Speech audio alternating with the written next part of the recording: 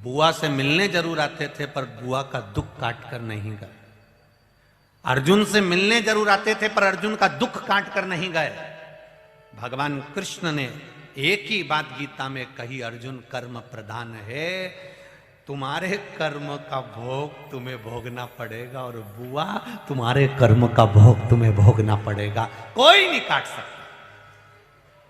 तो बुआ ने कहा, एक कृष्ण, इस कर्म के भोग को मैं भोगूंगी पर ये कटेगा कैसे, कटेगा कैसे?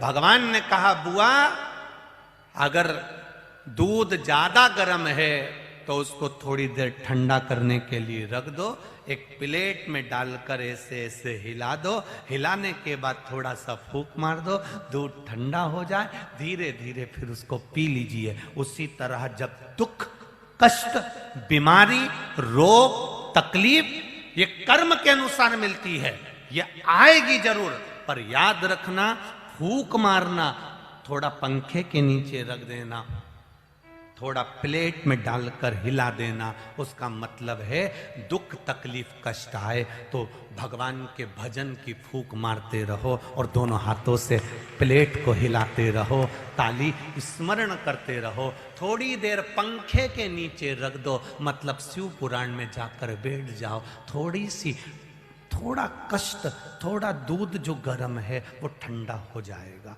थोड़ा कष्ट कम हो जाएगा। दुख तो आएगा, कष्ट तो आएगा।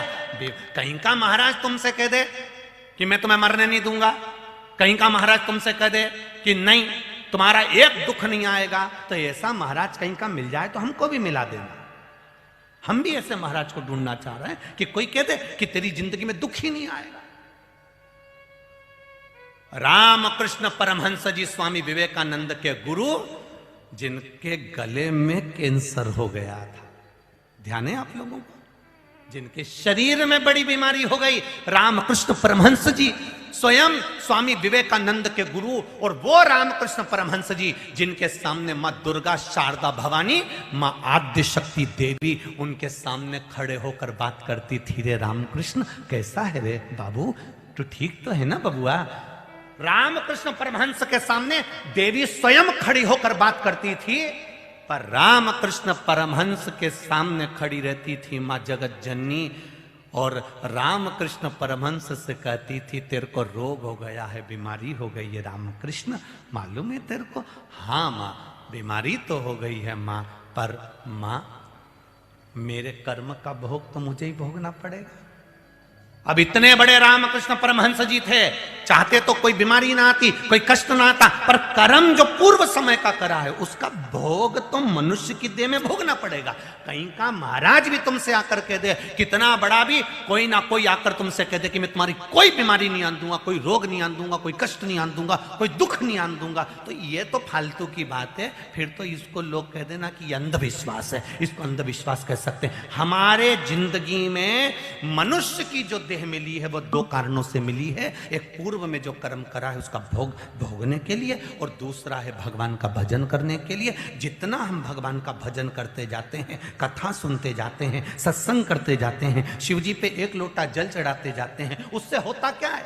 क्या होगा उससे? केवल उससे इतना होगा कि तुम्हें दुख सहन करने की शक्ति मिलेगी, और जब दुख सहन करने की शक्ति मिल जाएगी तो जो दुख आया है वो हल्का लगेगा, एकदम फीका, और तुम आगे बढ़ते चले जाओगे, उन्नति की ओर अग्रणी होते चले जाओगे,